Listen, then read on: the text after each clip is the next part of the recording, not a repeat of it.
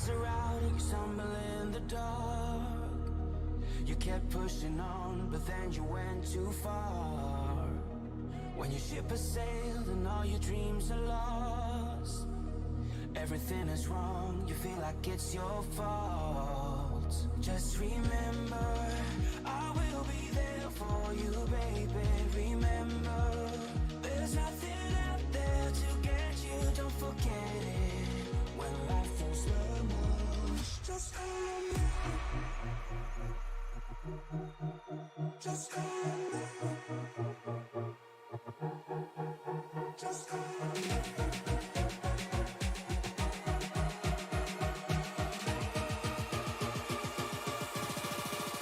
Just call me.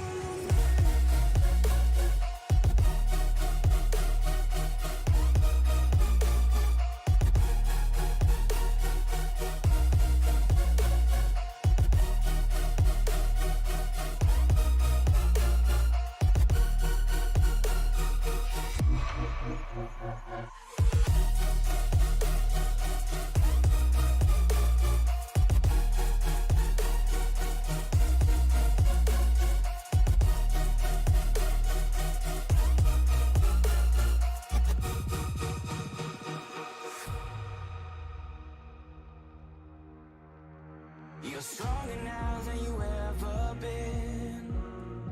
You gotta leave now, it's time to catch the wind. You will climb up high and look through the clouds. And when you're feeling low, I know you'll bounce back. Oh, and just remember, I will be there for you, baby. Remember, there's nothing out there to get you, don't forget it. When life throws lemons, just call me. Just call me. Just call me.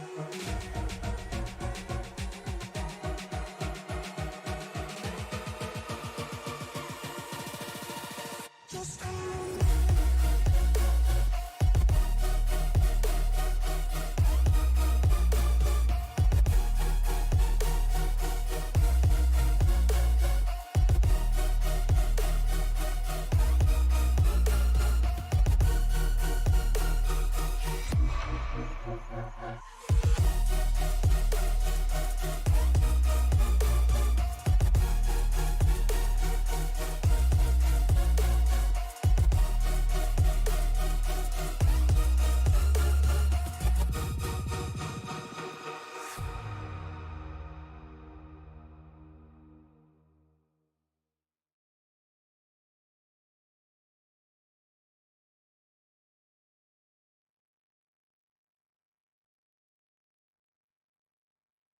Good evening, ladies and gentlemen. Welcome to the Sim Racing Media Network. We are live here from iRacing Super Speedway. Location unknown. General knowledge, typically Massachusetts, I believe, is where iRacing.com's headquarters are located. We are here for the Roughneck Racing Series, race 6 of 12, just at the halfway point of their season.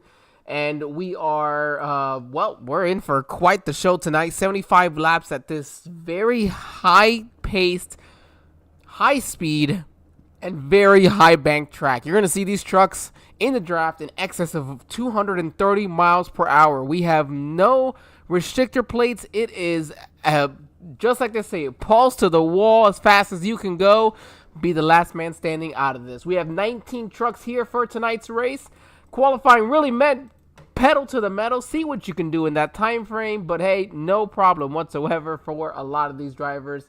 We're going to go ahead and bring up our race info here momentarily. You see it looks like Martinsville, but it's Martinsville on crack cocaine. We're going to combine those two just to make it as bad as you can possibly sound right now. It is insane. You'll see here in just a moment, track length is 2.95 miles, so we are absolutely in for an exciting race tonight. I want to thank everybody, of course, for joining us here on our YouTube chat. Be sure to let me know who you will be rooting on tonight. We'll be excited to have them, to show them. But right now, we're going to go ahead over to our pole sit, or actually here, 78 degrees. I know it's going to be a little bit hard, just so happens to be our camera angle here, but 78 degrees for the ambient temp. Track temp's a nice warm 115 degrees. We'll go ahead and see if we can bring in our pole sitter. With such a large track, we'll have, even though one lap of qualifying, we should have just enough time to still bring them in. Let's see. Here we go. Richard, this is Angel here in the SRM broadcast booth. You got me, buddy? Well, you're going to put it on pole tonight, the fastest of the fastest here. What's the plan, man? We got double points night tonight. How can you go out there and maximize as many points as possible?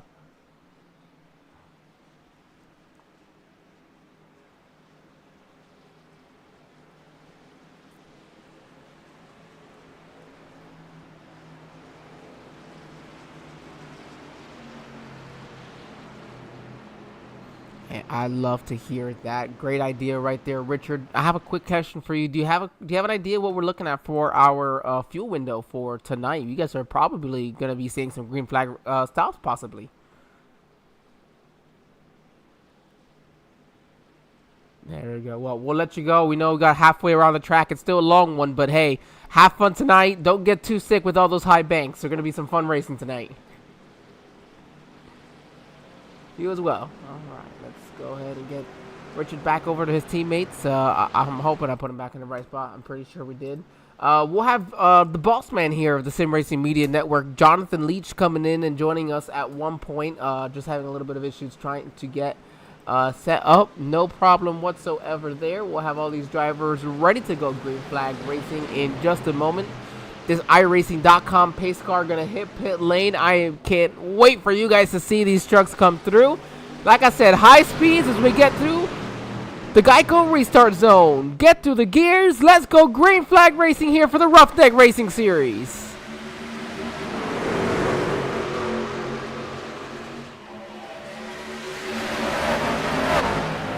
Dive down here into turn number one. You're going to see these drivers 3 wide. And wow, look at the track. Look at the amount of banking. If you've never seen this track on iRacing, if you've never watched a broadcast, you are absolutely in for a for the show. We'll double check to see what's going on, to see why he wasn't coming through, and if not, we will get him in for an additional chat again afterwards, just to make it fair to him. Here we are, 3 wide now here for the lead, 3 wide for second. You're gonna see 3 wide constantly. There's gonna be chaos. Whatever you see at the top of your screen where you think your driver is, unless they are chilling in the back, who knows what's gonna happen. Look at the speeds they come through here. Absolutely amazing. I mean, and this is where I mentioned you're going to see green flag stops, because you get so spread out here. These drivers have had some pretty decent amount of practice. They've had a practice session before this. A lot of them out there trying to get as much as they can. I mean, they've done a great job. And it's been so much fun watching them, even just in these first lap or a couple of laps. On the warm-up lap, oh man, look at that. 58 seconds on that warm-up lap. We're looking probably in the 46 to 47 second range when it comes to completing a lap. So 75 laps might seem like a lot, but again, at the high speeds we're going here, it'll go quickly. And right now, we're topping out 230 miles per hour for some of these drivers. 236 going, 239. We've got to the back of the pack for Matthew Ace and his. Oh, we got a massive wreck in the back, which can happen very quickly here. And you see how steep the banking is. It's unbelievably steep. Our big incident here to start the night, we'll have to see here on lap 3.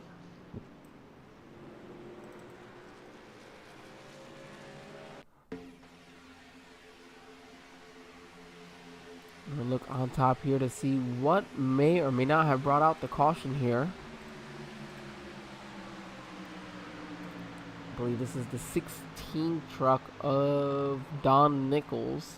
Okay, hold on. So we're wrecking in front of him. And it sucks because he actually gets run over, or he's going to have nowhere to go for the guy in front of him. Let's see. This is the 3 and the 78. Oh, just some massive net code. And what happens here is when you hit the banking, we'll go on board at one point with one of these drivers, so you can see when you hit the banking, the transition is unbelievable. Let's see. These drivers are on the back stretch.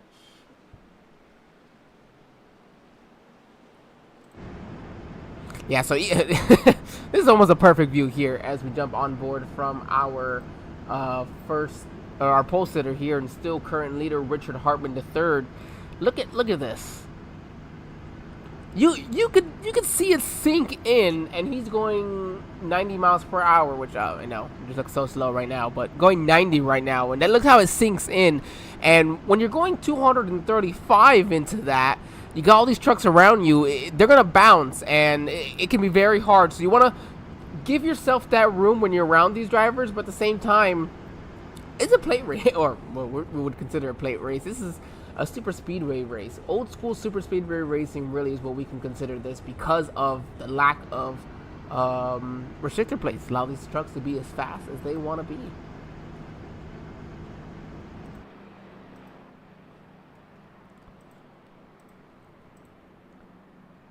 Alright, let's go ahead and we're going to bring Richard back in here. Let's find him.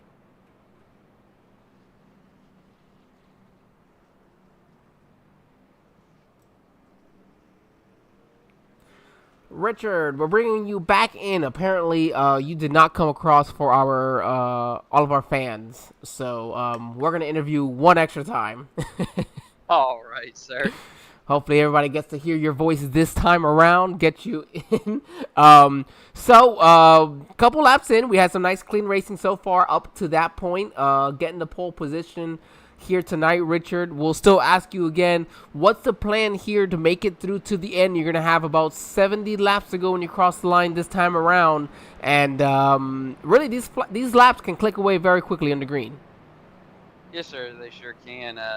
Well, my plan on this race is to hopefully drop back and catch up with my teammates, like I said before. But we're only going to have, when we go back to green, maybe 15 laps of fuel. But we'll have a couple of, hopefully, green flag laps and then catch another caution, and everybody can pit and stay on the same pit schedule. Well, and you even mentioned how you were hoping to try to get to fall back there, but you're still looking strong up front, really, to start this race there. You don't look like you're wanting to still hang on to that lead. You even have Todd Ackerman jumping in into chat here, rooting you on. Oh, well, we appreciate it. And this protects all Chevy, and I want to thank my sponsors, Protects All and Johnny Hurst for painting the Protects All truck. And thank you guys very much for broadcasting it, and everybody at Roughneck Racing and SVT Racing. And we'll see if we can't drop back, but we don't want to cause an accident trying to drop back. So exactly, doing so safely, but doing so to try to get that advantage. Richard, good luck. I believe that we should be good getting you across the broadcast this time. So we'll get you set up back to your team and see if we get a chance to talk to you here at the end of this one. Good luck. all right, thanks, sir. We'll get you moved over here. Let's see.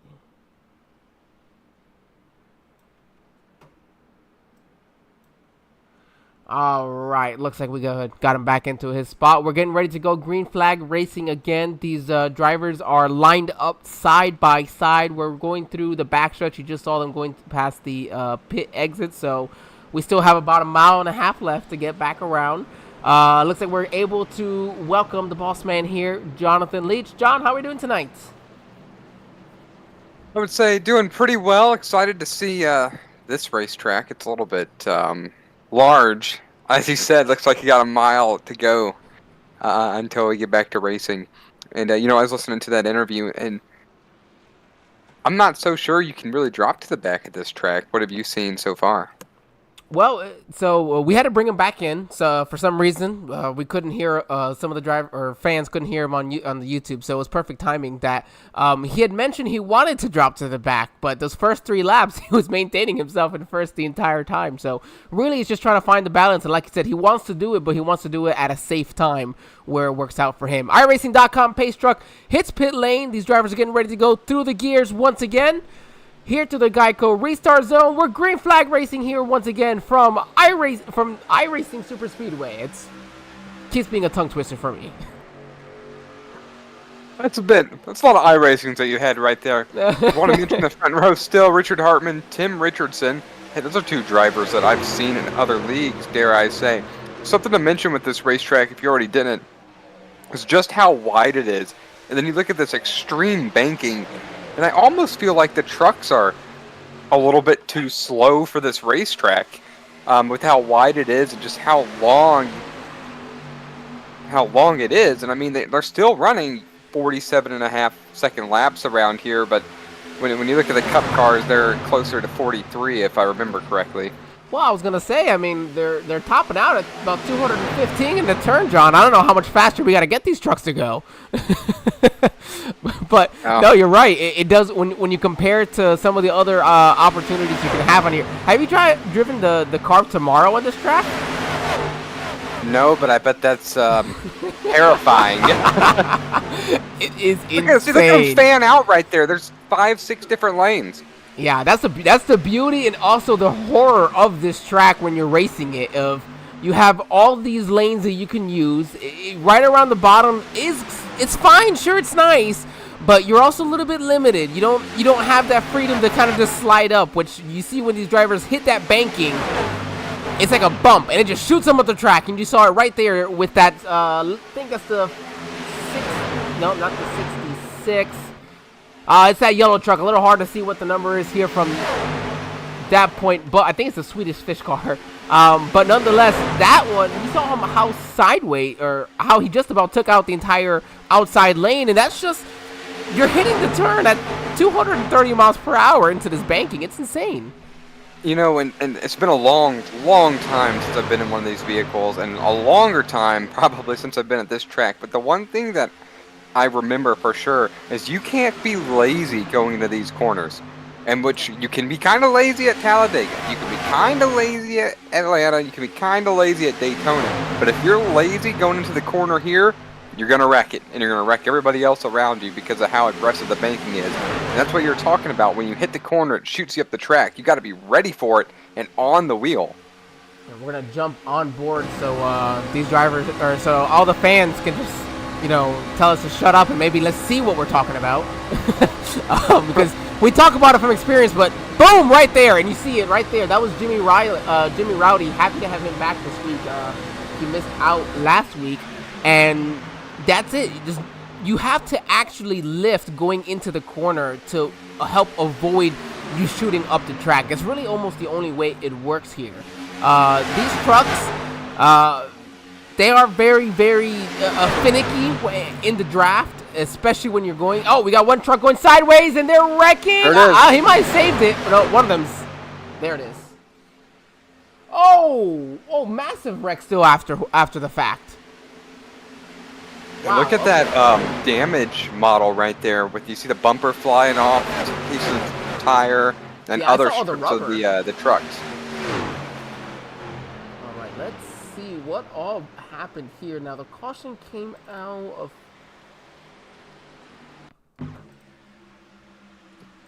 see if we're in the right spot here. I'm gonna jump onto the 78 of Matthew Gall. Here they are, 3 wide.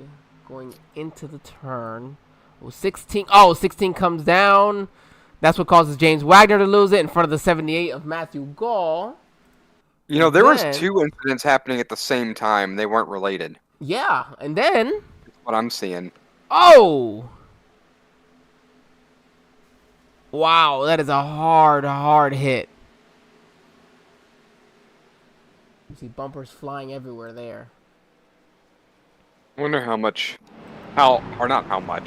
how difficult it would be to actually develop a racetrack like this. And then secondly, it would probably be so unsafe that it will never happen. Well, I think of this as a track like the oval for Monza, where it was a great idea. It put into practice, but it never was able to take off from there. So it's like the interest is there without a doubt, but I feel like you're right. Just for safety reasons, like I don't know, these fences look like they're probably 30 feet high, and they might need to be 40. But also the problem is, you're probably right. You had to have restrictor plates at a track like this, so you couldn't actually do a restrictor plateless track or race like we're doing now. So that puts into the question of safety. So you're right. Unfortunately, this is something that we probably will never be able to see in real life, just for safety and speed reasons. But it's great that we get to have it here in the sim, because it is a lot of fun. I know a lot of people like to joke about it, but honestly, and for the same reason you said it, I know we got cut out with the caution there, but you were talking right before that of you can't be lazy going into the turns. And when John says being lazy into the turns means, you're just kind of relaxed, you're just kind of chilling in the back, maybe even in the mid-pack, just kind of minding yourself, putting laps down. But because of the way the entry is and how you just kind of sink into the banking is where you see all these trucks flying up. So really, you're fighting it every single lap, even if you're just trying to take it safe. And so this is honestly why a lot of leagues don't put iRacing Super Speedway on their schedule, because people then do have that general idea of, it's a super speedway, we can be more lax, and that's where you have the incidents going into it. So these drivers have so far proven that that practice beforehand was good. They're overall having it. Of course, there's a slight incident there, but John, this is one of those tracks that, man, anything can and will happen. Basically, you can be first, you can be last, and then you can be last, you can be first, all within 2 corners. Yeah, it can happen really, really quick. And and another thing about the corners, when you're kind of lifting, that does give you the opportunity to kind of risk it for the biscuit. Maybe you can carry more throttle, and in that case, you see some pretty insane runs in this place. But like I said, it's been a while since we've been here, and talking a little bit more about the laziness of it, the track wears you out mentally. It wears you out, especially when you're close quarters, 210, 215 miles an hour. A couple feet away from someone. You don't want to be the guy that wrecks them, and you don't want to wreck yourself, and you don't want them to wreck you. You're worn out mentally after the end of a 7,500 lap race here. Yeah, and forget about that. It will take a physical just on your arms. I mean, you see how it is hard to work getting into the turns. I mean, I wish there was a way to explain it for everybody at home if you haven't experienced it yourself, where because of how the banking sinks in, and like I said, you really are working it constantly. So it takes extra work mentally and physically to get through this track. And I love this track. I really do. I almost hate that you don't see it more often in league races, but I understand why. It's just so much fun. I love this track so much. The drivers in the league that you participate expect to race at this track this season? No, probably not. Unfortunately, no. I figured I would put you on the spot there. And I don't think they were for it, because you allow the drivers to kind of vote. Yeah, and like I said, I think as a fun race, I think this would be, honestly, this would be an underrated all-star race. Because this would be a fun all-star race. Yeah, I mean, as fast as you possibly can. That's all it takes. And I love how you see how the rubber gets laid down on this track. Of course, the track percentage or the usage percentage was already a little high coming in, so that was part of that. iRacing.com pace car hits pit lane, ready to go. Green flag racing here. Oh, here he is. He immediately gets through the up to speed to 38 of Jess Scott. You saw it get even sideways squirrely on him. He did not pit that time, and which is something that you will experience on these older tires. It doesn't really matter the track. John, you mentioned you haven't been in one of these trucks in a while, and Tuesday nights are my truck league night, where even fresh, old, middle grade tires, you get into the throttle too quickly, it's gonna spin the tires, and you could lose it in front of the pack if you've got old enough tires. Well, that's really good to know. And, you know, something that I guess I'm not used to seeing with the trucks is a lot of tire spin. I don't remember a lot of tire spin. Is that something with the recent updates or more recent models that have occurred? Or is that something with just the new tires in general? I think it has to do with part of this new updates they've done recently. The trucks have definitely gotten some nice upgrades. That they are a lot of fun to drive. I mean, we've had some net codes. Like last night, there were some really bad net code in the race that I experienced. And even in this race, we've had the first incident that we had was a net code issue. So aside from that, they've been a lot of fun to drive. But the wheel spin, I do believe, has to be a recent update because I was even talking about it last night. We were at Charlotte. I'm like, I've never experienced so much wheel spin in second gear with these trucks, even at a track like Charlotte when you're trying to get up to speed. I just saw 38. And there hasn't been a horsepower increase that I know of, so perhaps it's just a different type of tire compound. And maybe the trucks drive a little closer to how they actually drive now, and they're a little bit more slippery than we actually thought they were. Slippery, I would say, is correct. When I had a plate race, when we did Daytona, the 38 got right into the back of 29. Oh, we saw it there, the 3. There's nothing the 3 could have done. The fact that the 3 did not wreck anybody else, Greg Jolly, talk about... the truck is destroyed, unfortunately for him. I mean, but they got 3 fast repairs. He'll be able to use it, but... Wow, what just happened there, and how did they not wreck the entire field from the front? Unbelievable. You know, I think some banking helped them right there, honestly, but that was a field wreck. It just didn't happen. Wow. Unbelievable. You see Richard Hartman, he's been able to find his way a little bit further to the back in 11th. You see Greg Jolly now making his way down pit lane. Without a doubt, he's got a meatball. Next caution should be able to put him back, hopefully, on the lead lap if he's not the first truck one lap down. So now you see these drivers even, you saw the 86 there, your favorite number, come flying off of the turn. The outside lane here, and anything, the higher you go, the better run that you can get. So I will say, look on the final lap. If you get up to that high side, you cut it all the way down. It's one of my favorite tricks to use at a track like this, or even the street stocks at Michigan.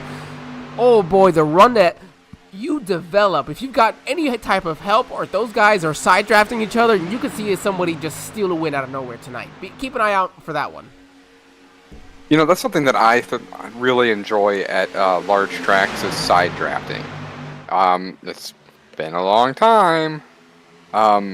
Maybe it hasn't been as long as I think it has. I feel like we were in a race together not so long ago, but maybe not. But side drafting seems to really work. But you've got to get right on that car. So close that they're like, you're too close to me.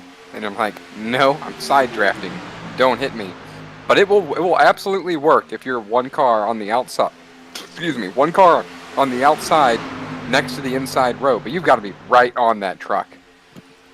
Yeah, and so right now, pretty early in the race, we're not going to see a ton of it. So these drivers aren't really going to help you too much, John, when it comes to giving an example. So we'll see it later in the race.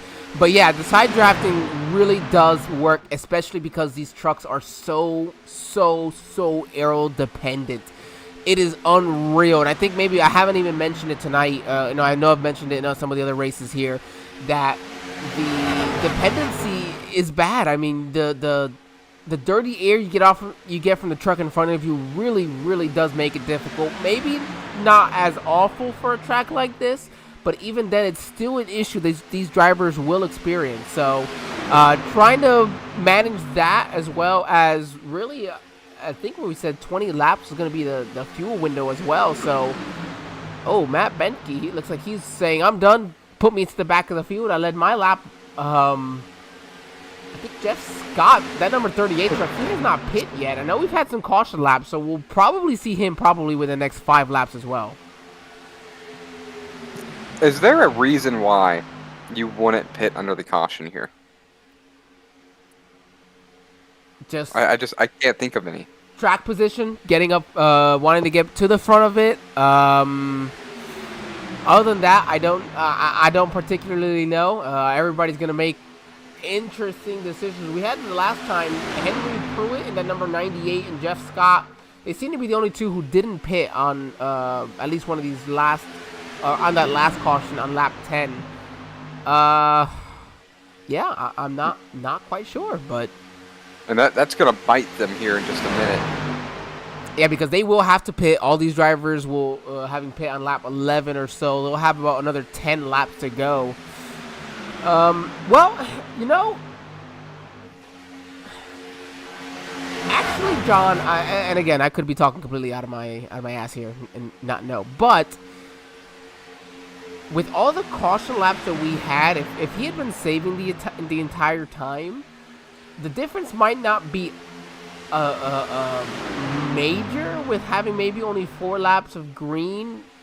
What I'm saying here is that there might only be about a 5 lap difference in reality, and if he's got a couple of teammates that might have at least 3 or 4 trucks to come win with you, that might be enough, and he might get away with it. Yeah, if you got some help, that might work out, but we'll see. Yeah, that's the waiting game. We'll know in 3 or 4 laps. We'll know. Yeah, he's only got so much fuel left. Let's just wait. Like, what is it going to be? 16 miles here? 15 miles? Let's see, 2.95 I think is the total. So yeah, rounding up, but that's fine. No, I'm just trying to think. I think it's almost 3 miles for the track as a whole. So we'll have to see where Jeff's. Well, I mean, we can just go ahead and check in the chat real quick. Let's see.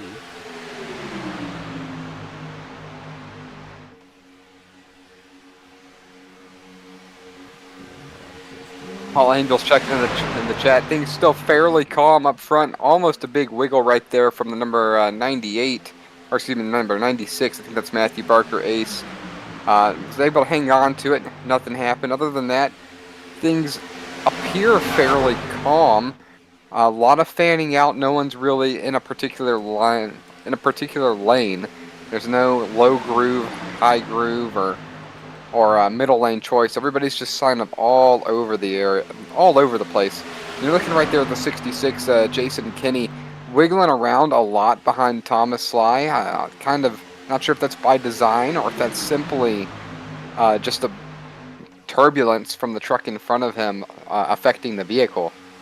But now these drivers a little bit more funneled together here, possibly a low line starting to build up here that's led by Henry Pruitt. Well, I'm gonna imagine you see Jeff Scott's at the bottom. At least him, maybe somebody else if he's got any teammates. You see a couple of line of trucks. We might see some guys getting set up to hit pit lane here. Yeah, that's a good point to mention. Handful of drivers down at the bottom. I would make note that they're Chevys, but there's very few Fords and only a handful of Toyotas in this race. And Scott's down pit road. Oh, I think almost wrecked it. I think we may have missed it. I don't know if he hit the wall coming to pit lane there. And you get to pit lane so quickly, too. It's hard to get stopped from 220 miles per hour coming off the turn. Absolutely. Gosh, I just said that word.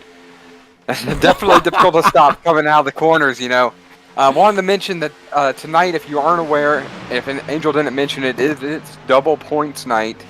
So where you finish is double points. So it's definitely, maybe you won't win the race, but you definitely don't want to not finish this event and take advantage of as many points as possible, considering your peers and the people you're racing against are going to do the same thing. Yeah, Tim Richardson, one of the admins here, I saw him posting in chat earlier today in the Discord saying, hey guys, if you haven't, if you've missed a race or two, we put up a double points night tonight. This is your chance to make up some spots, make up as much points as possible. And we've seen a couple of drivers who've missed some time. And I know Jimmy Rowdy was excited. He definitely was sad to miss last week. He's one of these drivers who's in every single week. One of the fast ones, top 5, top 10 speed every single week. So I know he's really happy to be able to get back. And I know he's ready to win a race. And this would be a perfect time to do so after having to miss last week. Tim Richardson, I call him almost sometimes Mr. Bad Luck Richardson, because he cannot catch himself a break most of the time. Had himself a really nice week last week. So it'd be really nice to have back-to-back weeks.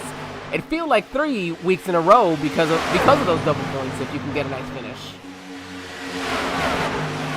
But again, sometimes I wonder how double points really work out because everybody's going to get the double point. So it's almost like it's a regular race. But the problem, like I mentioned, you can't have a bad race. And here we go. The 96 is getting clipped, going around. Cautions out, lap 27.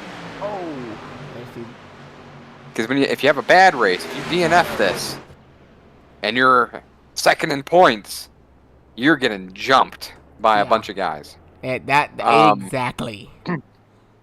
So I feel like it's almost worse to have a bad race than than at being good having a good race. All right, let's jump here to Matthew A. See exactly what happened.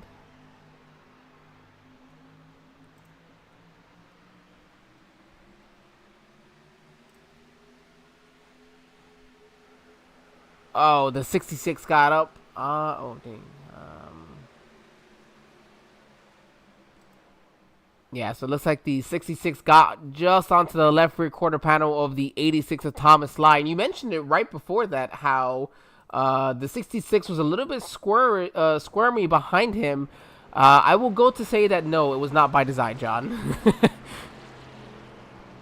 I would say not. Yeah, that pretty unfortunate there. We're going to try to get these drivers in for a quick interview. I know that they're going to try to shorten these pace laps as much as they can. It is a long track, and they do have a time limit for the race. They do have their cup races right after, so let's see, they're doing good on time, but let's go ahead. We're going to give just a moment to make sure none of these drivers need to hit pit lane. Pit lane was not open that last time. The ones that did come in were all coming in just for their damage repair.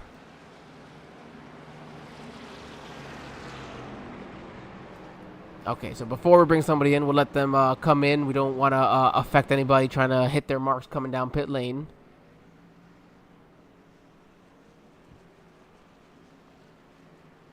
All right, John, so we've got the first third of the race complete. What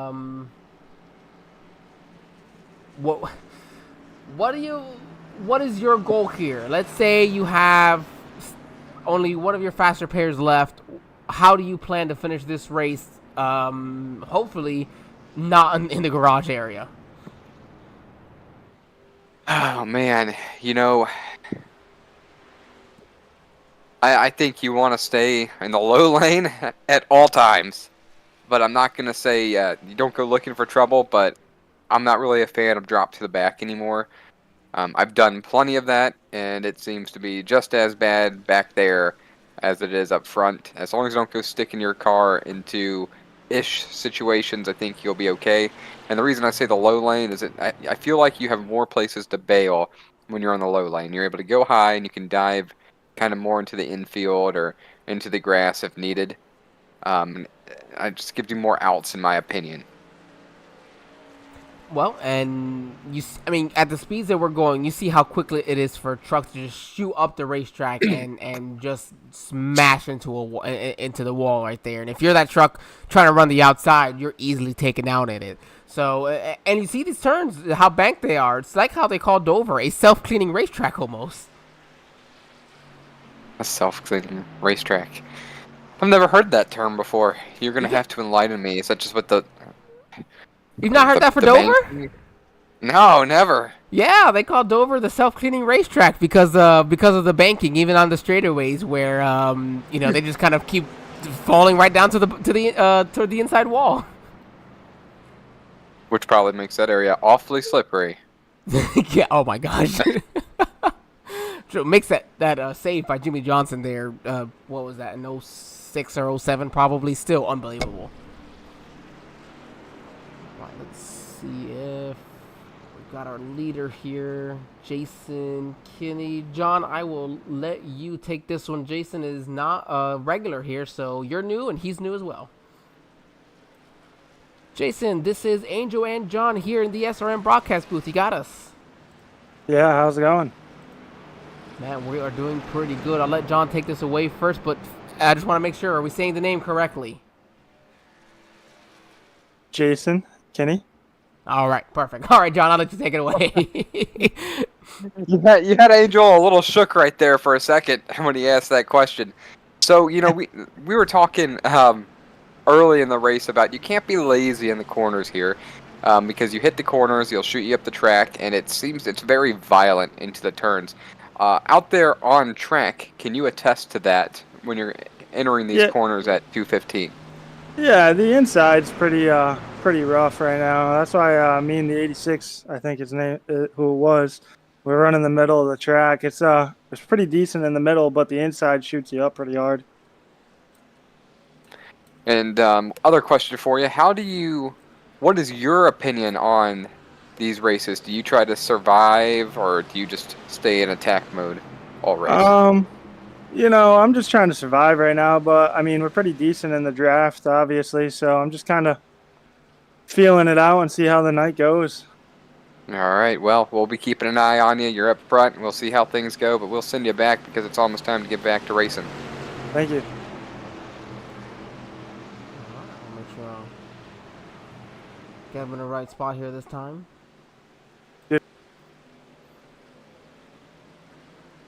All right, iRacing.com pace truck down to pit lane. We are green flag racing again. Jimmy Rowdy with a great restart there on the outside of that front row, but unfortunately, he's got no help behind him, so that the 66 will be able to take the lead right back. He's got big drafting help behind him from, I believe, the 58 of Johnny Hurst. Yep, 58 of Johnny Hurst driving that Still. Is that how you pronounce that brand? That's Still yeah, Chevrolet Silverado right there. Everybody now kind of moving up just a bit. Most trucks on the high side.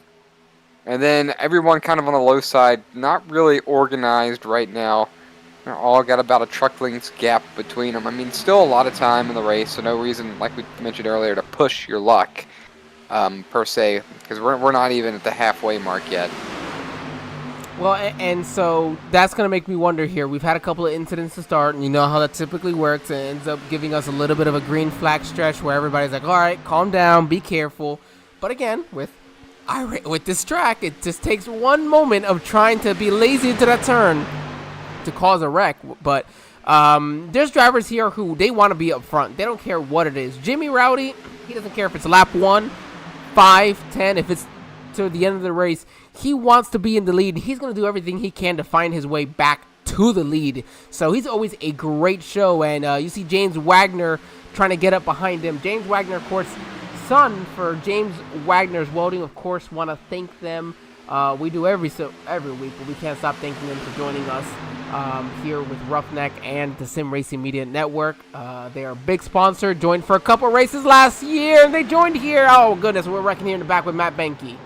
And someone puts the Swedish fish in the wall who collects another vehicle as well. Thomas Sly again. See, we're just running up front and now involved in 2 incidents back to back.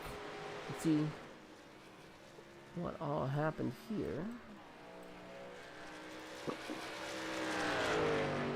Is it a fair excuse if you were snacking on Swedish fish? Oh, I wouldn't mind.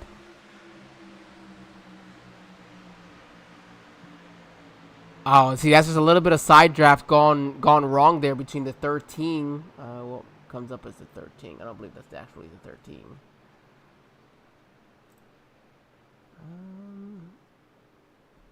Okay, this is frozen. We're gonna get moving.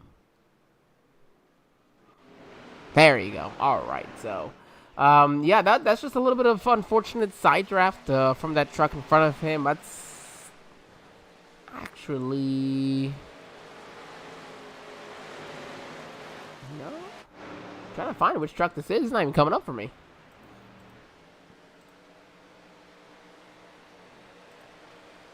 All right. Well, we're not gonna worry about that right now, John. I'll get my hyperfixation on for something else. So back here we have lap 34 of 75. I believe they are probably going to go ahead and try to shorten this one, this next lap once again.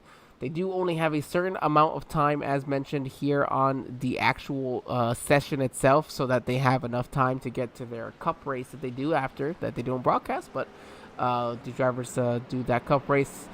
So kind of like that double league aspect. It's nice. You have one bad night, at least you have an opportunity to make it up in the next race. That's a good point to mention as far as this race goes. You know, the only thing that I dislike about this track, slightly change of tune, is how long caution laps are. Yeah, and that's actually why they're bringing it up. They said, hey, we're gonna go ahead and try to shorten these caution laps, and it's like, yeah, definitely, I totally understand, because you're right. Okay, they're pacing at 90 miles per hour, and it feels like they're probably going to maybe 30. Yeah, and that's why it creates the illusion, like I said earlier, they just seem so slow. Excuse me. So we're gonna jump. They just seem so slow because the track is so large. Well, I thank all of our viewers again. If you haven't, we always make sure to let you know. If you haven't already, like, share, subscribe, whatever you got to do. Get those bell notifications running here for the Sim Racing Media Network. John, we've always got plenty of action going on here throughout the week. Yeah, Monday, Tuesday, Wednesday, Thursday, and Saturday. And for a while, Sunday, little break. But when the real life, the NASCAR style, well, this is real life, when NASCAR starts back up, we'll have Sunday racing once again. Yeah, I mean, and even right now, I have to say it's quite the blessing here that we have as many leagues still running, because typically for this time of year, we have a lot of leagues typically in their off seasons, just giving everybody a break for the rest of the year, just enjoy these holidays. But hey, we got a lot of leagues still running, and I think it's been a little bit of a change this year. Feels like more so than last year. It's probably just nature of the leagues that we do have, and a lot of guys, they try not to race like the day before, the day after the holiday, or the day of the holiday. But I have seen a couple of leagues like, let's just everybody get together on 4th of July. All right, let's all get together on Halloween after trick-or-treating with the kids. And I'm sure there'll be a couple Thanksgiving evening races after everybody's ate a bunch of turkey. Maybe there'll be a falling asleep incident. I've only once broadcasted quite the issue, and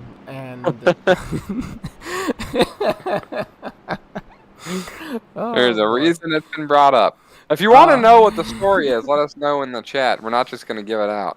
Yeah, no, that one you really got to earn for it. That's a funny one.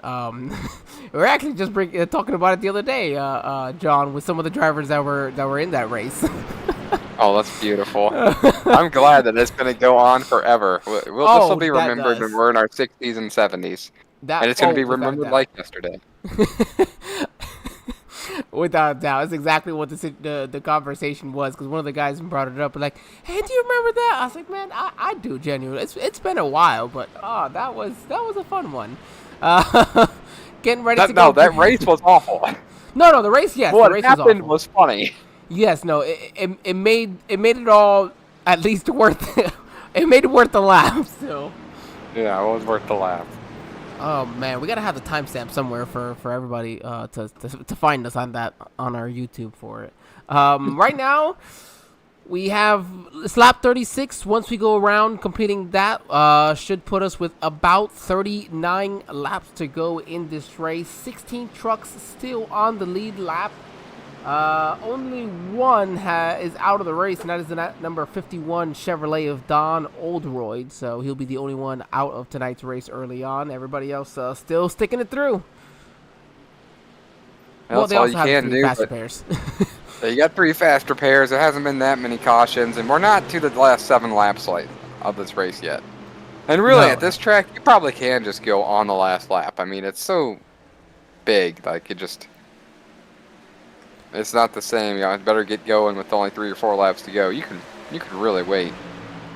Yeah, as long as you're not too far back. And wow, you saw the 66, even then with a little bit of wheel spin, and he's gonna get a little bit of a break for the 58 to jump behind him, because Johnny Hurst could have, could go around him, and make that pass. But yeah, as long as you're within that front pack, yeah, you can make a move pretty late. You don't have to do so the way you do at Talladega and Daytona, where you got to set it up. Now, you see some of these drivers back there, yeah, you might want to step it up when it's coming to maybe 3 or 4 to go. Yeah, you don't have much choice when you're far in the back there, but like like we've seen how these guys fan out. People just don't really disappear, and I think we just do. Yeah, we just had a truck disappear. They don't really disappear. Everybody kind of stays together. What a coincidence, right there. So I don't know if I agree so much with that, because once they start fanning out 5, 6 wide, I think this place gets pretty simple to pass at.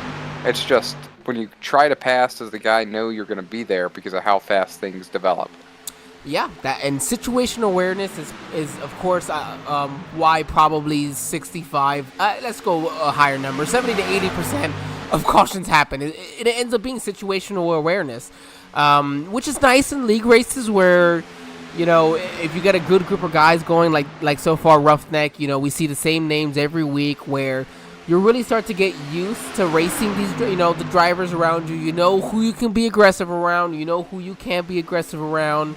You know the drivers are going to be pushing it hard, those who aren't. So I'd say halfway through the season is a great time to have put this track on here, where these drivers have gotten to learn how to race around the new ones. Oh, do you see the 29? The 29 backed off there. That was really bad. Wow, that could have been a big wreck. Whew. See, that's just exactly the little nuances that you're talking about right there, and that was a pretty great representation. Yeah, great job there by Rowdy to just go ahead and let off, and some of the other drivers even behind. I think that was the 2 of Tim Richardson letting off for just a moment. You see these drivers just still kind of fighting side to side. They pit about maybe 10 laps ago. We're going to go to the back here. We'll jump to the 78 of Matthew Gall. He's on the outside. Let's look at his view around this track here.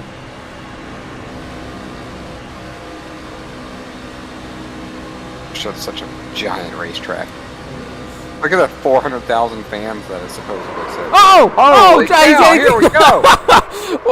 We're on board for it. Oh man, is that a wheel? Somebody's got a couple race suspension. What the heck is that thing blowing across the track? That was a wheel. Oh wow, that is, yeah. And a bumper. Okay, let me find myself here. Trying to go on board and see. Oh, is the other car drivable? If it's missing a wheel, it shouldn't be driving. Let's see. All right, so we'll stay with Matthew Gall. We know that. I got turned there. All right, so this is okay. So this is the previous turn. They're gonna go in.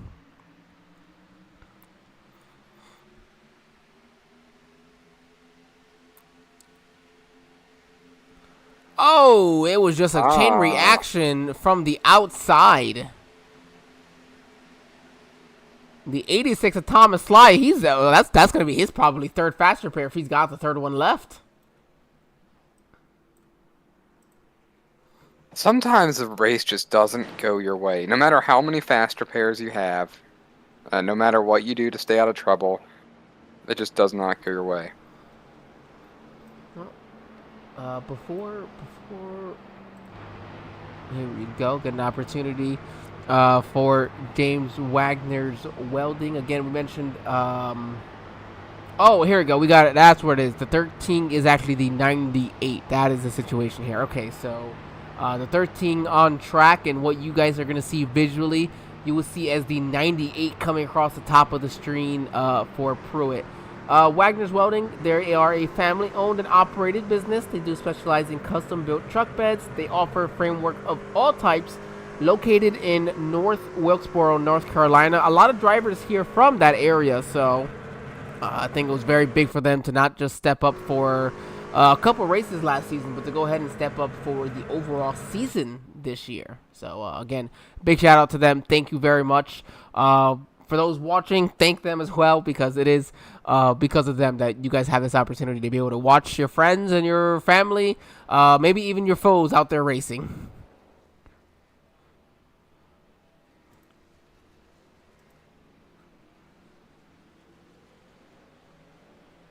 That's quick in and out here. James Wagner, only 7 seconds on pit lane.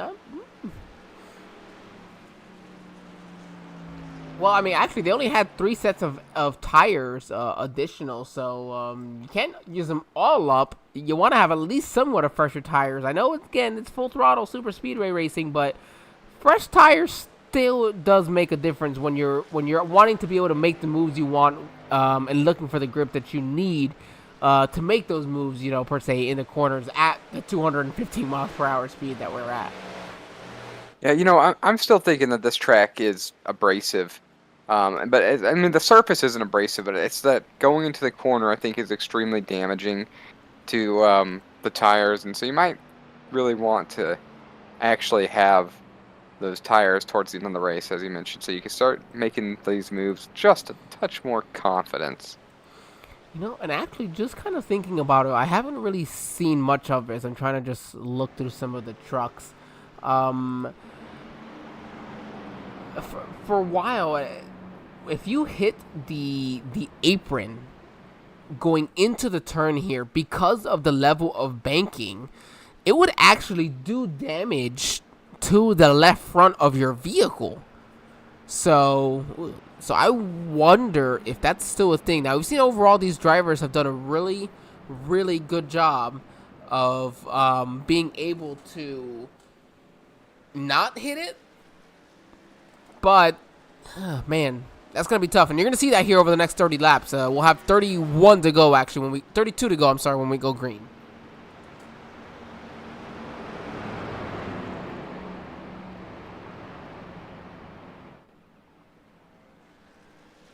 All right, they have, in fact, shortened the pace laps once again. We won't have somebody in for an interview this time around. Jonathan, 32 laps to go, so we're just going to be past that halfway point. I have to imagine that from here on out, I mean, you have basically about a half hour of racing left, and could very well be less than that. And, I had asked you earlier, where do you want to be? You asked one of the drivers. I think I've come to learn that for super speedway, like you said, no matter where you are, it seems the incidents can catch you. So Matthew Gall towards the back, still getting into an incident. So put me up front, put me in the middle of it.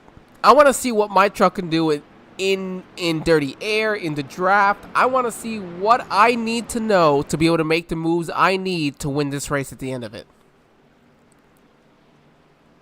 I definitely share that mindset, and if I was on top of the box or on top of the stands, I would sort of want to encourage my driver a bit about that. And that kind of talks about one of my visions for some racing media in these leagues, to do a big event, spotters, crew chiefs, drivers. Oh, man, I think that would be so much fun. Yeah, we can get interviews with spotters and crew chiefs. You have a lot of pissed off people then, too. It makes for a lot of great TV. Green Flag Racing, this is the TV that we're getting to see in front of us right now. Side by side, of course, as they go here into 1. But by the time they come off of 2, expect multiple lanes of 3 wide. You might even see a 4 wide somewhere in there. 4 wide, 5 wide, 6 wide, 7 wide. I think you can get about 7 wide here. Well, this is like California, except we're full throttle, which is nice. And I love that track because you can be 6 and 7 wide there, too. I love the track for racing purpose, or for viewing purposes. For racing purposes, I suck there, so I don't want to race there. But it's a fun track to watch. Yeah, I don't have a great track record there. I've put down tons and tons and tons of laps there, and I just don't have a good track record at that event. That was me in Homestead up until up until a couple weeks ago, where I've had hundreds of laps that I've put down at home, and I say 100, probably well over 1,000 laps at Homestead. I do 150 lap races there. I know for a fact I put in well over 1,000 laps there, and I still have this issue of I could never figure it out. But sometimes, hey, you know what? It takes one good race to boost that confidence, and I had one good race there, so we'll see next time we'll go. Maybe if that works. But I can tell you, California, no, it's just never going to work out for me. Tracks, I don't know. I remember thoroughly enjoying Homestead because I like the top groove up there, or at least pretending that it exists. And it makes for a lot of fun there, and it's tricky. the track will trick you and it will bite you out of turn 4, which makes Homestead exciting. Well, I mean, like I said, it's one of my favorite tracks. Absolutely, I love racing there for that same reason. I love ripping the top there. I mean, when I first joined iRacing, I couldn't get close to the top. I kept smacking the wall. I mean, okay, granted, I smack the wall probably more times than I don't, but still, I've gotten better where I don't, not as much as I did before. But yeah, it's just a track like California. Love it, but I cannot get it figured out for the life of me. Give me a track like Dover, Phoenix. Yeah, I have fun there. I can put it together, but something about those wider tracks that, man, that just doesn't work for me. Yeah, Dover's a fun track. I really enjoy the opportunities that I used to have when I drive at Dover. In fact, I tell you what, I could join you for a league race at Dover on next to no practice, and I'll do all right. I'll do all right. Average league, I'll do all right. I promise. Now, what about officials? Oh no, we're wrecking here off of 2 in the backstretch. We'll go back to that here. That's pretty rough right back there.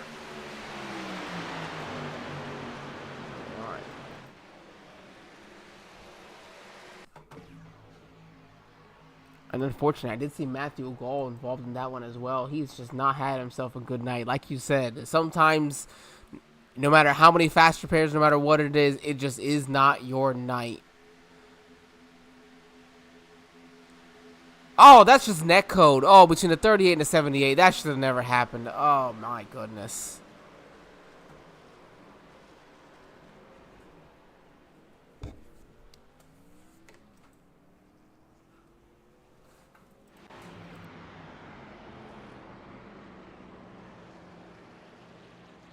Man, that's unfortunate there for the 78. The 86 made his way back up to the front at least. So I'd say he did use or at least have one more fast repair left in that back pocket, John.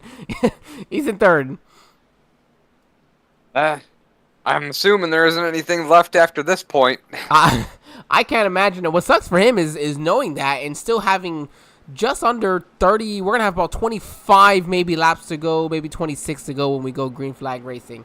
We'll go back though just before John. So you say league race. What about if you would have to jump into like an official race? Do you think you could still hold your own then? For Dover, no problem. At my I rating, no. At your I rating, no. At my present I rating, I don't think so. I mean, I could be wrong, but I don't know. I'm not sure because those guys, when you jump in officials, they're a little more aggressive. They're not so worried about points, good finishes. You know, I mean, I guess they are, but points aren't a thing. You're not going to get the same room and respect. Mm-hmm. I could be wrong. I mean, are we at Dover right now? I don't think so. Go find out. Trucks and Xfinity are at Dover. That's the only reason why I wanted to bring it up. Oh, all right. Maybe I'll go find out after this. You know what? I didn't know until I just before this, and I saw him like, man, okay, well, I guess I don't really have time anyways, but because I don't ever do any officials, but Dover is without a doubt one of my favorite tracks. One of my first official wins in the trucks and ARCA, too. I bet we'd be in the same split. We probably would. I mean, Rebecca might murder me, but we probably would. Rebecca! Hang on, I'll call her. I did warn her. I did warn her that you were that I was broadcasting with you tonight, so that we might be a little bit extended after the race. That's fair enough. That happens. You know, I don't think I've ran. Does iRacing tell you your last official race? I think it's yeah. If you do you actually have the iRacing companion app on your phone? No. Okay. Well, let's see. If you just go to the tab, definitely nothing in the past 90 days. Oh, that's right. 90 days. Oh, okay. Hold on. I did a tour modified that I won at Martinsville. I'll go back to 2022. Oh, considered by car. Interesting. All right, I gotta pull out that's gonna get me distracted now too. You gotta get the iRacing companion app on your phone. It's actually pretty nice. You know, it's still in development. They're still working on it, but there's some nice things on there. All right, I will buy an app or get an app because you're telling me to do it. No, you don't have to buy it. It's free. It's free. You know me, John. I'm cheap. I'm not gonna buy it. I know, I misspoke.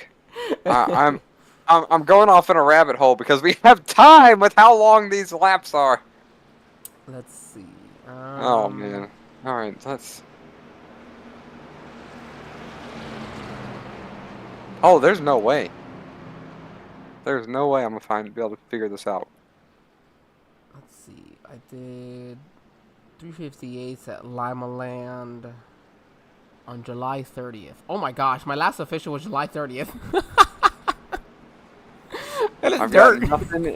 I have nothing January of 2022 to February 15 of 22. I'm gonna scroll that down to March. Ah, here we go. Here we go. Before July, it was March because it was Vegas. It appears like my last official was February 22nd of last year. Oh my gosh, John! I know I don't do officials, but wow. Oh man, that's a long, long time. Oh, that sucks because I enjoy it. That's fun. That's fun racing. I don't ever do officials, yeah, because let's see, July, and then I have March, and then before March, I think it goes to September of last year. No, yeah, and it's so sporadic too because I have the Cup Series. For some reason, I did an open wheeled one, and then you see some dirt every once in a while. I keep trying, even though I suck. Guess what? That iRacing truck pulled off. We're going back to racing. 25 laps to go here for the James Wagoner's Welding 150. And as we do so, Jason Kinney back to the point. We have Thomas Sly. He's made his way back to the front. And as I mentioned, Jimmy Rowdy, he always makes his way to the front here. This man is a top 5 machine throughout the race. He's just trying to find himself a great finish. He's just had some pretty bad luck from there. Greg Jolly, he was a driver who we saw him having to pit under green flag conditions after an incident. So it's nice to see him back up here on the lead lap, battling for a top 5.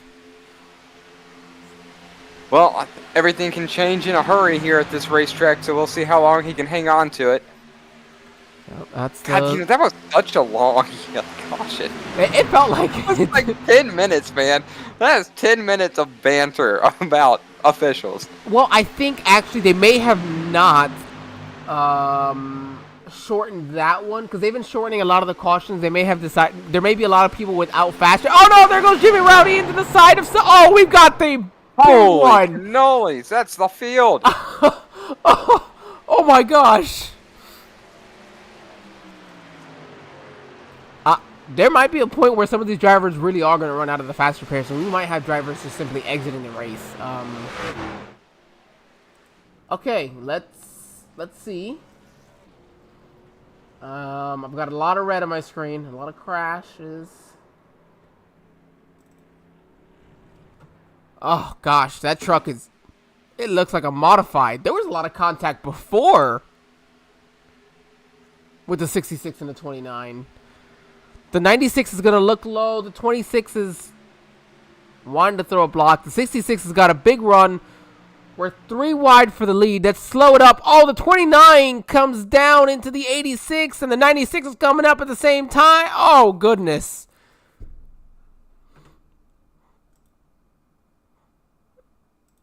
Wow. God, look at all the debris. All right. I'm sorry, John. I'm going to rewind this. I have one truck I need to see his in-car camera from, and that's the 58 of Johnny Hurst. Him, and I know that the 35 of Matt Banky made it through, but the view that Johnny Hurst has got to be unreal here. I'm going to back up just a little bit more. And then we're going to slow this up here.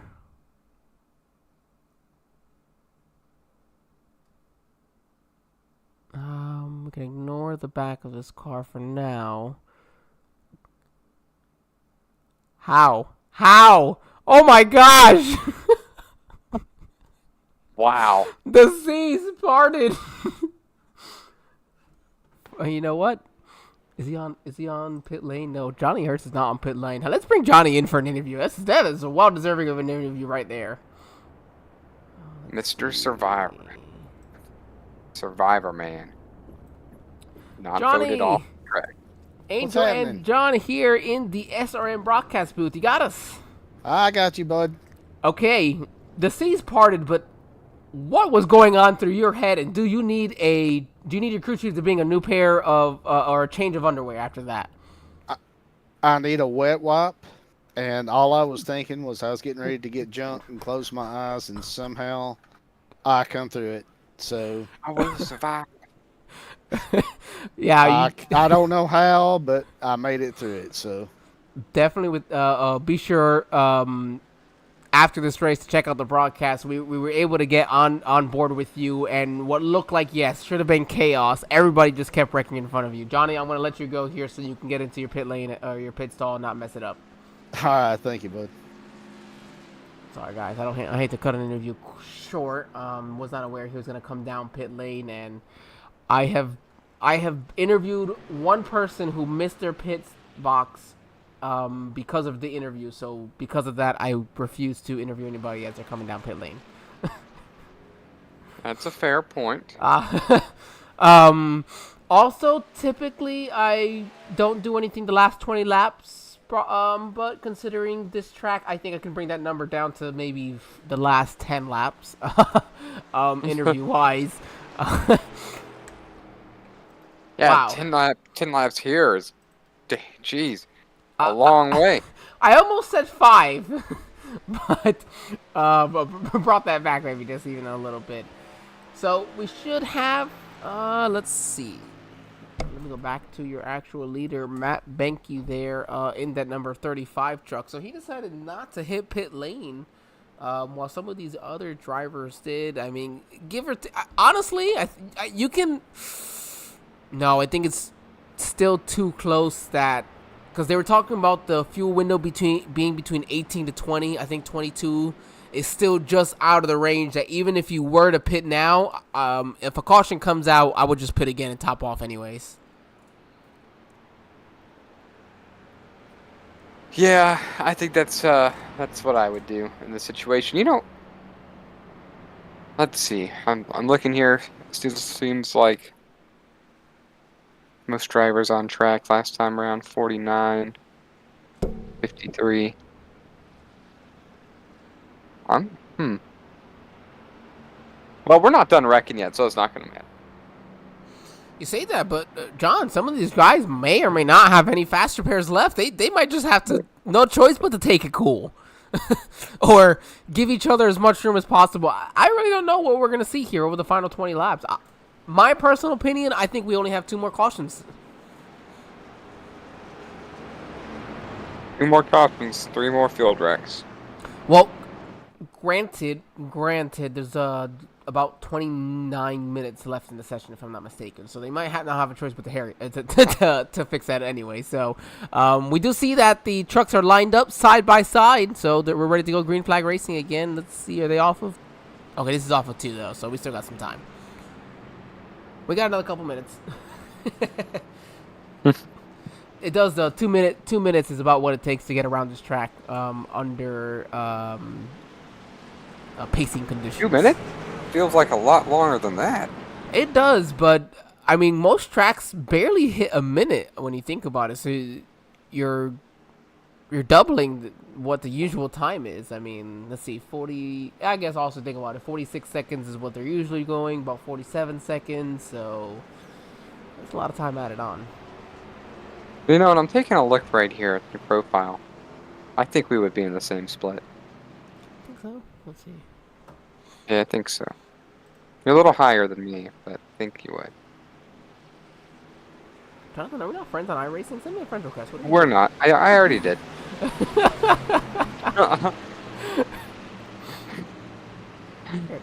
We've only known each other for like 3 years now. I know. Because of iRacing. All right. iRacing.com, pace truck down pit lane. We're going to get ready to go through the Geico. Oh, we don't have a Geico restart zone here, do we? No. No, Oh, it was wait. like a Coca-Cola or something. iRacing restart zone. This was I gonna was be looking the. for it earlier. Oh, There it wait a is! minute. No. No, it's Oh, not. I hold lied. on. Am I? But there's It looks like it. Yes, I thought I saw it earlier, but the caution came back out. that seems to be the case. Not exactly sure. Strap the belts tight. Close the visor. We're going. One more caution. Something happened with Matt Benke, our leader. He's up against the wall. Did he have an issue? Maybe a steering wheel malfunction. He might have called something over the radio immediately. Regarding maybe he works on VR. Maybe it went out. Something happened to Matt and just taking him out. And I'm assuming that the caution was thrown out because he was your leader. Having him go blind into turn 1 with the field behind you, yeah, no, not ideal.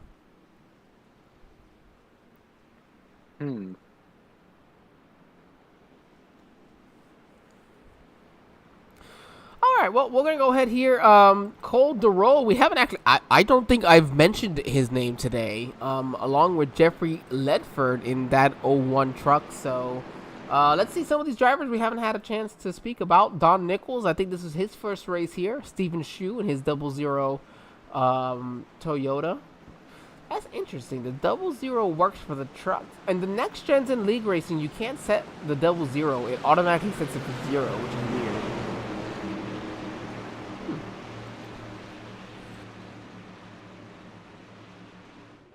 All right, we'll try this again. Johnny Hurst is the man on point here. As we're going to go green flag racing. Barney the flag man going to throw down the flag. 19 laps to go here for the Roughneck Racing League here at the James Wagner's Welding 150 for iRacing Super Speedway. The virtually, actually, yes, 3-mile track as these guys immediately go single file here, John. Yeah, that happened rather quickly. Perhaps they're saying we need to get to 3 laps to go and then let her loose. As Richard Hartman says, all right, everybody, go ahead, go by me. I'm still good. I want to still stay in the back. I have a clean truck still. It's like, I'm good. I'm cool. I'm just hanging out. Not lazy. But right now, Jeffrey Ledford, he's got himself a little bit of a big run here with the 00 pushing him from behind of Stephen Shu. Now, what you don't want is to get too far in front, and everybody's going to have a really big run as they catch up to you, and you'll then be a sitting duck, and they catch you at a bad time in the middle of a turn or going into the turn. Yeah, we could have a wreck ensue because of it. I tell you what, if you're in the wrong spot, and in fact, talking about when the cars jump up the track, you've got to be cognizant of that if you're on the outside of another driver, and you have to actually give them excess space just in case they can't catch it, and you almost can't catch it. Yeah, you put more wheel into it too early and you're in trouble. Too late, you're going up the track. It's almost like you have to know exactly when to add the extra wheel. Oh boy, I just saw in our YouTube chat here, Matt, he said his laptop crashed from the lead with 20 to go here at for the Roughneck Racing Series. So sorry to hear that. Granted, his YouTube name is Supper Skittles, and he's got the sweetest fish truck. I kind of want to see you in a Skittles truck next week, just to make that, just to match that. Skittles truck sounds tasty. Yes, it does. As a matter of fact, we're talking about next week while we do that. Where are these drivers? Let's see. Where do we get to head next? Oh! We head to your neck of the woods. We'll be in Michigan next week. Ah, Michigan. You were here That'd for the be a wrong fun race. for these guys. That'd have been easier to get to. Oh, yeah, you probably would have gotten... Oh, boy. Hey, mate, you should come in and race this race. They'll probably let you race it. That's on the table. Oh, 3 wide. They all thought about making it 4 wide. We're almost 3 wide for second there. Look at this, the number 98 or that 13 truck, as you're seeing on track. He's made his way back up on the lead lap. He's currently your biggest mover of the race, up 16 spots from his starting position, starting second to last. Oh, my good. Oh, there goes the 46. Oh, Barker, and there goes the rest of them. That just was simultaneous for everybody. That was rough. Like, just the way they entered the turn, it feels like.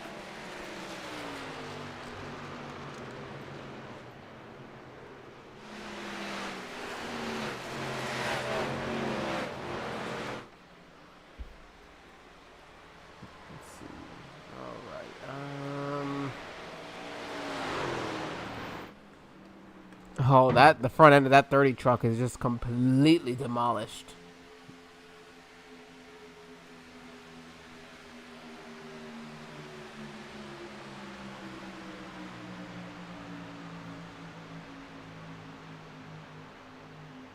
The way they all hit the corner. Oh, just nowhere to go. The sandwich in that one. Oh, here's a meat in that sandwich. Oh, Matthew Gall involved in another one. Ugh, I'm telling you, he's just got the worst luck today.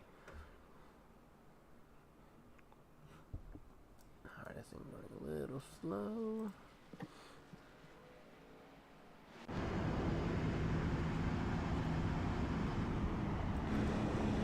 We'll definitely have to get a chance to get to this view. I want to get to the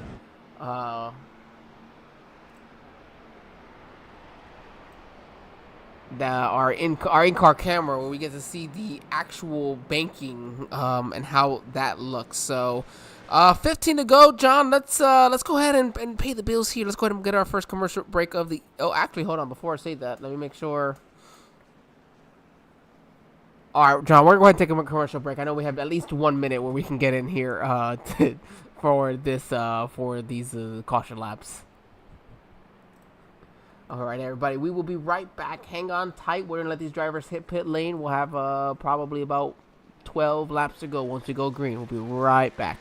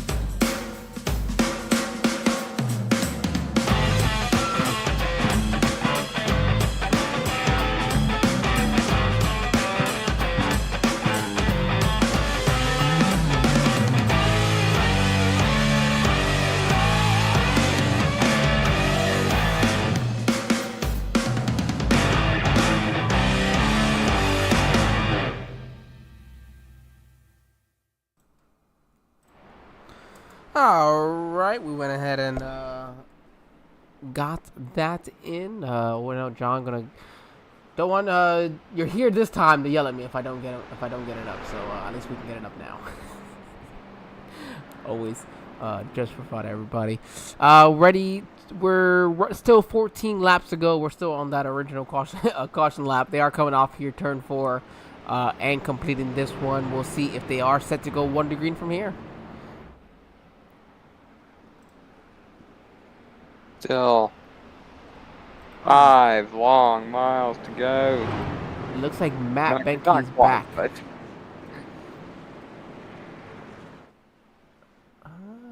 that was fast for a shutdown. Yeah, we're going to bring him in here. Matt, this is Angel and John here in the broadcast booth. You got us? Yeah, I got you.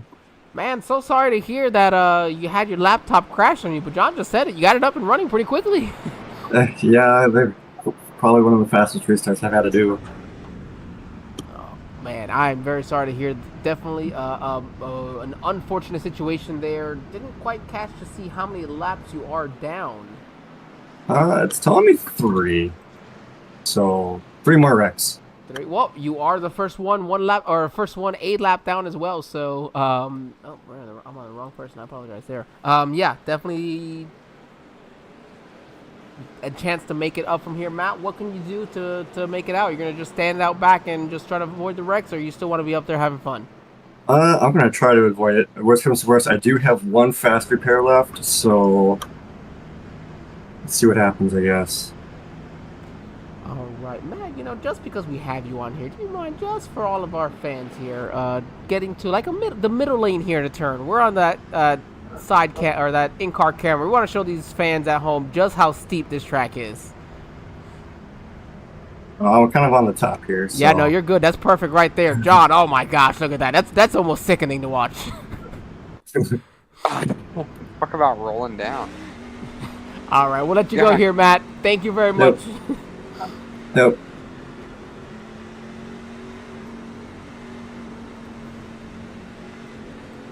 I figure we can take advantage for a driver maybe that's not on the lead lap. Getting ready to go green flag here. Jeffrey Ledford up through the gears. We're green flag racing here with what is just a few laps to go.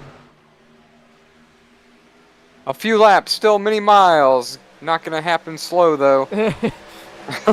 No, I mean, they are quick.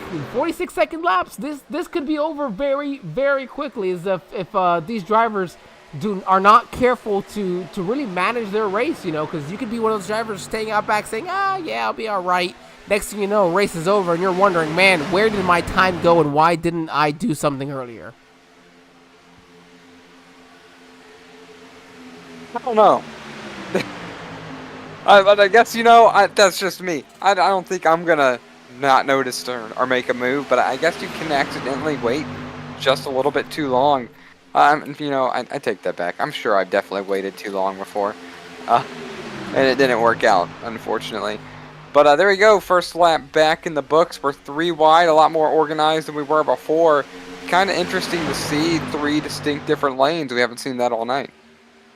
Yeah, these drivers, they are fighting, and you're going to see that third lane really start to develop.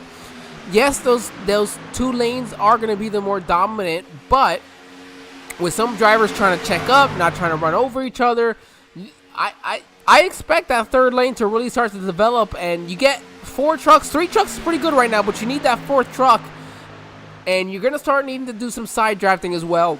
Going into these turns, that really does help kill the momentum off of the turns for some of these other lanes. Yeah, side drafting's great, and like I mentioned earlier in the race, that it can really, really help you, but you've got to be cognizant of the bump into the corner, otherwise the whole field's in trouble, and maybe that's part of the reason why these guys were not seeing that like we expected. Well, and I'll be honest with you, John, at no point in Super Speedway racing should you be side drafting going into a turn or coming off the turn, because those really are the 2 areas where the truck, your vehicle, it's going to be at its worst. It's going to be the most upset. The 78 into the 98 and 13. Man, the 78's still out there. He's alive, and he's fighting for a top 5 right now. Talk about perseverance for Matthew Gall. Sometimes you just got to be a hard fighter, get to achieve the victory that you're looking for, or a win in your book or my book. But, I'm going to have to disagree with the Angel. Side drafting to the corner sometimes is all you can do if you're on the outside without help. Yes, it's a risky business, but sometimes you got to be risky if you're going to win a race, because these veteran, more aggressive drivers aren't going to care.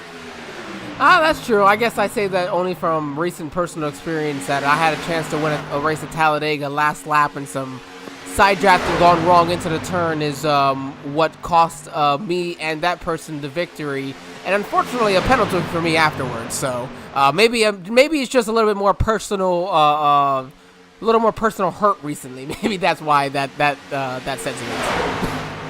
It could be so, but I mean, it's racing. Oh, I disagree with the penalty, of course, but it is what it is. Oh man, look at these drivers soar. Look, you see the way they went into turn 1 there? That looked very, very smooth. I wonder, we'll have to pay attention, is turn 3's entrance worse than turn 1's entrance? Well, I'm not sure, but we'll keep an eye on that now. We haven't really looked at that so far, but let's watch how these drivers behave going into turn 1 right here, and then we'll just see it again on turn 3. For the most part, staying in line right here. I didn't see anyone really jump too much. Coming out of the corners. God, look how aggressive that banking comes down. That's just insane. That's where if you're on that outside, the run that you can develop is unreal. You can go 10 miles per hour faster at the end of the straight in single car qualifying if you're running that outside there. So that, just imagine if you were in a pack. There's a lot that you can do there. So turn 1, Ed said they seemed a little bit more calm. Let's see turn 3 here.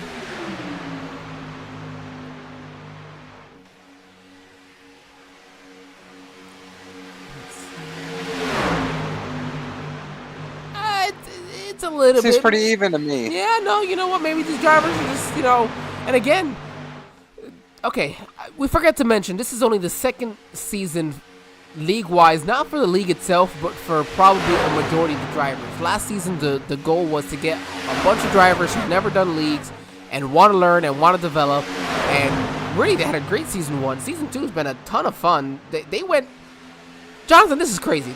Season 2 for a lot of new drivers, and what did they do? The first 5 races, they put 4 brand new oh no! The 46 is in the wall! Oh, don't tell me that's the 78 of Matthew Gall.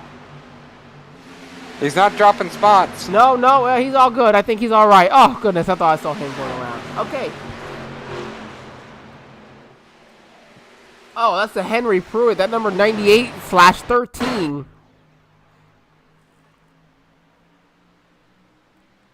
See what happens. Just a little congestion right there, and everyone kind of getting stacked up, Oh my bottled God! up. Look at this. No.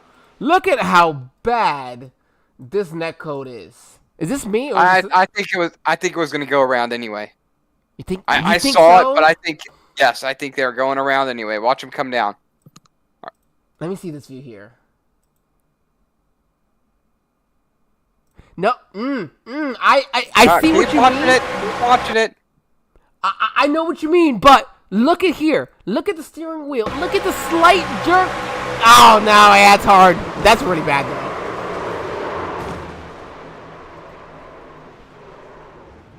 though. And I wonder if we treat netcode as it actually is. They say, okay, the server interprets one vehicle here, and the other person's server interprets it here. Somewhere in the middle is the actual truth. But I wonder if some of these models at some points just kind of reach out a little more in perfect situations. It makes the truck like wider, but you can't see it, like the data point of it. Yeah, I mean that's a great point. I mean, I'm not a tech person, so I would have never even considered it. But yeah, no, I mean that's a great point. I mean, yesterday in my Charlotte race, I had a net code of, and John, I'll send it to you afterwards. And but the net code was, what do you say is net code? Really bad net code, 6 inches maybe, right? 6 inches to a foot. When you see that much of net code, you're like, man, that's just really bad. I probably had almost 3 feet of it yesterday. It was bad. I mean, even the broadcast circuit was over. Like, yeah, we got nothing to say about that except that's just a bad luck situation. Well, I can't wait to see it and have my thoughts on it. But based on what you're saying, it's probably not any good.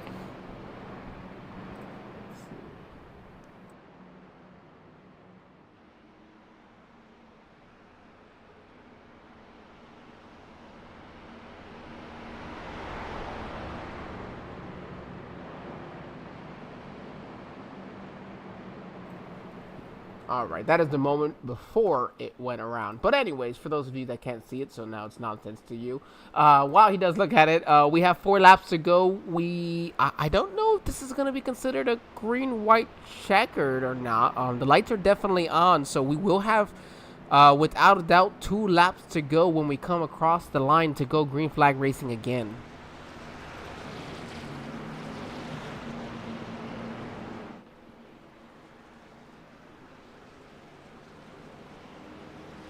And I don't know if any of you guys care, but happy Steve Irwin Day for everybody.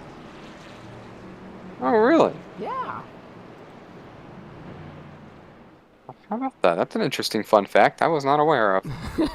I love Steve Irwin, man. He was always so much fun, and it's so great to see his son doing so much of the same, and it's not just doing it because of the name. He's doing it because it's you saw the passion his son has for Robert is so wonderful, and you see that that shows how genuine Steve truly was, because it spread to his kids, and I love that. That was a rough time in our childhood, Angel. Oh goodness, it was. Oh man, what a sad day. Just that was.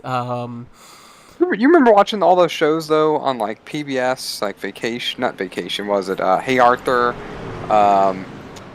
There's got some other shows. I'm like, why is it that Hey Arthur is the one that I specifically remember from PBS, but I can't remember any other ones? That's the only one that was cool, man. The other ones were kind of weird. Channel 4? No. Oh my God, we're talking about when there was like 16 channels. We barely now that shows where our ages. We barely remember that, barely. And then we started getting like Cartoon Network's like 46 for a while. Then it was like 35. Then now there's like 200 TV channels. Oh my God. And but there's this other shows. There's like not the Backyardigans, but the Roly Polies. Yeah, the Roly Polies, old show. Yeah. Phineas and Ferb, that was more towards early teenage years, but you know what? They had that was a good one. Phineas and Ferb was solid. I but there was some. What was it? Was there a show that was called Meet the Lions or something like that? Meet the Lions. I don't know. Meet the Lions. Oh, yeah. Between the Lions. Okay, I don't know what just happened under caution for Jeffrey Ledford. Wow. As the leader with, hold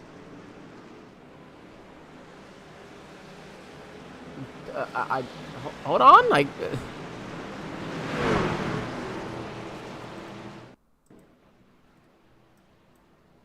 Are we gonna go green? I mean, I don't want to go.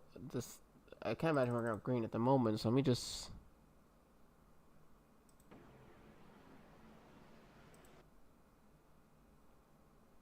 Did we just have... What just happened? Wow.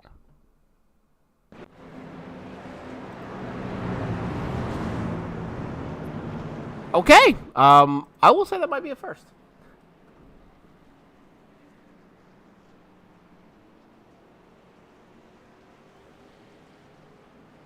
All right. Well, they figure that out. Let's see. What were some of the other shows? Liberty Kids. Liberty Kids. Oh, hold on. Animated series about the revolution. No, you know what? I can't recall that one. Teletubbies. Teletubbies, yes. That much I do as a kid. That was one of my favorites. Between Blue's Clues and Teletubbies, those two are my big ones. Oh, Steve! Remember a couple years ago, he came back to talk to us. I know. That was a moment. I was telling Rebecca too, because actually that I had the chair and everything, so that's how big of a Blue's Clues fan I was. I live in an apartment, everybody, so if you hear my dog barking, that's why.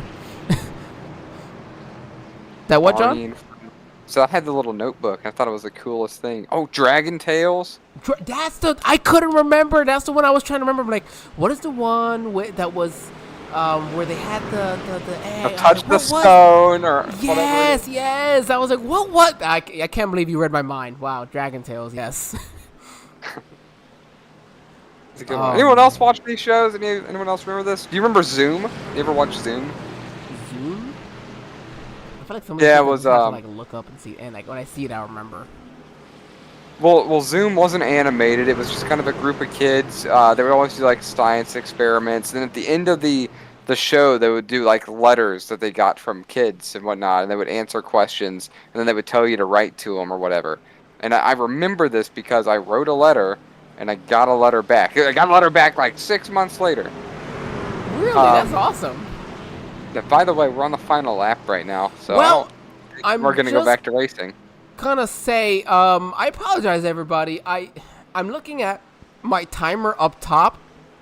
Maybe the timer on SDK isn't quite lined up, I assumed we still had at least 2-3 more minutes more where they'd be able to finish this race. So if this timer is in fact a little bit off, that would mean that yes, the hour and 35 is over for the session itself, which means we are on the final lap.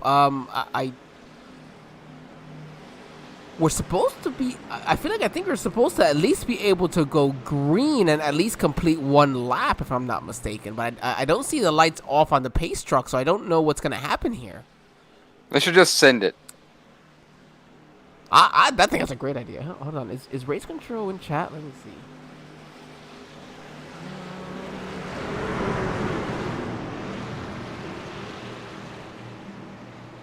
Well, we're trying to figure this out. Somebody said Zaboomafoo.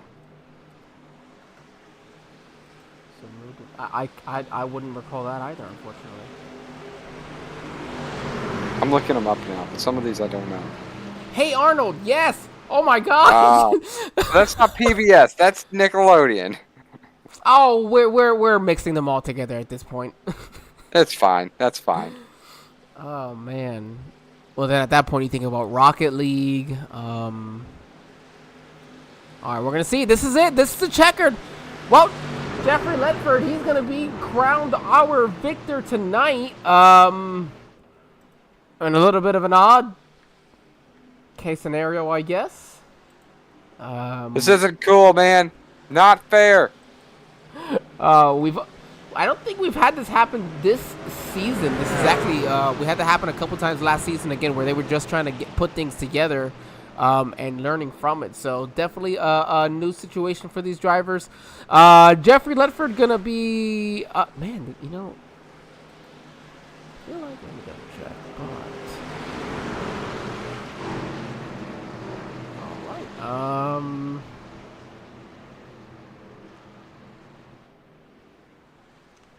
I mean, I want to give him a chance to get back around because I think they have to complete this lap still, right? For it to be official. Sorry for the confusion, everybody. This is unfortunately what happens. I'm not sure, but pace lights are out, but they're 3 wide. I don't think anybody knows what's going on right now. I sure don't know what's going on right now. Do you think they'll run a lap? No, cars are going around. This must be cars are going around. James Wagner is on the lead lap and he's going around. So I want to bring somebody in to interview, but I don't want to confuse them either. I want to give everybody a chance if they have to listen to whatever maybe race control might be talking to them over. Personally, I keep the chats off. The voices in my head are already too much to have more voices going on during the race. So, the truck is down. So I think this is just gonna make it official here.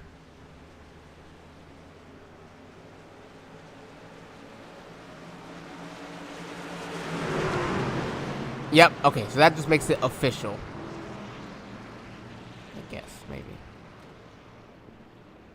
All right. Well, John, let's go ahead and bring in our race winner.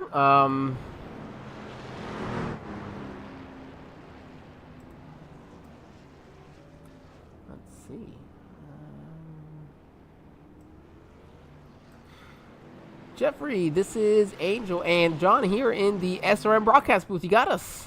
Oh man, that was weird. That was crazy. That was exciting. That was everything. Well, I apologize that we might not show as much enthusiasm on the broadcast for your victory. More so, we're just a little bit confused. I'm assuming that yes, the session just ran out of time. Correct? No. So coming to the green under the last caution, something happened. Netcode something, and I got spun coming to take the green. Okay, yeah, we got that part. So. And they extended the caution to try to get everything sorted back out as we're coming, to take the green. And I'm assuming there was a glitch in the matrix because it finished us under caution instead of giving us our green white checker, because we still got a couple minutes left in the session right now. Okay, so it wasn't crazy. I thought we had a couple minutes. Okay, so all right, John, it wasn't us. We have a glitch in the matrix. iRacing wasn't pleased about us talking about PBS. That's what it is. No, iRacing was very angry at us. Sorry. So on when we got the 1 to green going into turn 1, I jokingly came over the radio and I said, "It's raining in turn 1. We need to call it." So I guess iRacing agreed, and Ross, yes, it's raining in turn 1, guys. It's done. Jeff is the winner. Jeffrey, right now it is pouring rain where I live. We have There you go. flood watches and everything. So here it is. The rain. We sent it up north. You're good. I think that today we said maybe iRacing Super Speedway is located in Massachusetts, but guess what? Today it is located in Florida for the rain because you are the victor. Yeah, I don't like it like that, but I'll take it. Hey, we'll take a win anytime we can get one. That's it. Johnny in that outside line had a good thing going. Me and the Foothill Motorsports guys on the inside was pushing good. It was going to be a good race to the end, but I'll take a win. Well, all right. Well, I'm sure you're going to have some people additional you'd like to thank, friends, family, and sponsors before we go ahead and let you celebrate what was an odd victory.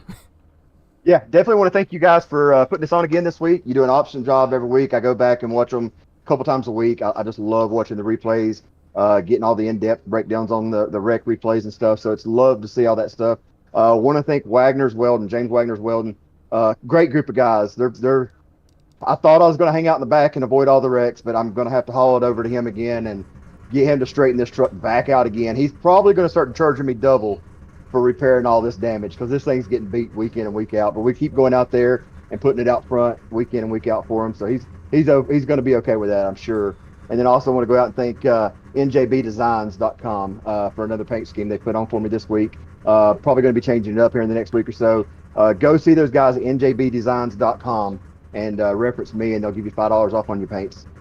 Yeah, it was a beautiful paint scheme. Remember you bring it out last week. Jeffrey, where did you finish last week? Last week was Bristol, is that right? Yes. That was third place last week, and then that's a win what I before thought. I was like, wait a minute, I know we interviewed last week, and we even joked about, hey, we're going to talk to you next week, and you said, yes, we will. Hey, you called your shot. That's 3 podiums in a row. I'll take it. There we go. Congratulations, Jeff. We'll go ahead and let you celebrate, and congratulations again. Thank you, guys. Y'all have a good day. All right. Well, most certainly quite interesting there. I'll let you take this one away. We got to speak Johnny already, so we'll bring Johnny back in here, and John, take it away. All right, Johnny Hurst, P2 finish kind of in a lackluster way with pacing for 12 and a half minutes. But with the way this race went, you're up 15 positions since the start of the night. Did you expect to find yourself P2? I mean, I'll take the P2. I mean, everybody wants to go for the win.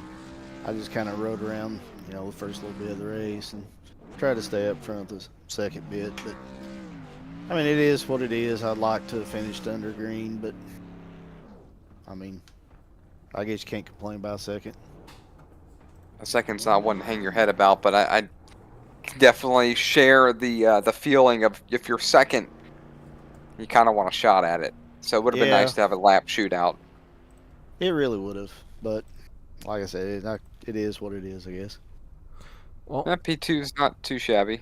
Well, between that, Johnny, and I mean, double points night, getting a second place finish will definitely help your situation. I know a lot of those guys in front of you in points had issues tonight, so this should be a pretty nice boost for you. Oh yeah, it should be a good points night. Like I said, you can't really complain about a second. It's just you always like to see it go green and get it all in. Yeah, absolutely, John. Sorry, I just cut you off there. I'll let you finish off, and we'll move over to the no, it's okay. driver. It's okay. All right. Well, I mean, yeah. Go ahead. What a night, and now we can't even figure out whose turn it is to talk. Yeah, I would just like to thank the SVT guys. I'd like to thank Protects All, and I'd like to thank these Roughneck guys. Hey, well, we do appreciate it. John, I'll keep talking over you just for fun. Okay. We'll send you over. Congratulations again, buddy. And, hey, we'll see if next time we do get to talk to you here from Victory Lane. All right, thank you.